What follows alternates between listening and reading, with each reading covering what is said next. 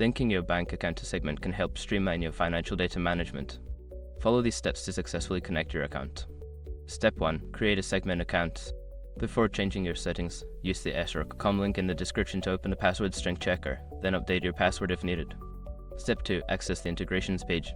Once logged in, navigate to the integrations page from the dashboard. This section allows you to manage and connect various services, including your bank account. Step 3. Select Bank Account Integration. Look for the option to add a bank account integration. Click on it to start the process of linking your bank account to Segment. Step 4. Enter your bank details. Follow the prompts to enter your bank account information. This may include your account number, routing number, and any other required details. Ensure that all information is accurate to avoid issues. Step 5. Confirm and save. After entering your bank details, review the information for accuracy. Once confirmed, save the changes. You may receive a verification email or notification to finalize the linking process. By following these steps, you can successfully link your bank account to Segment.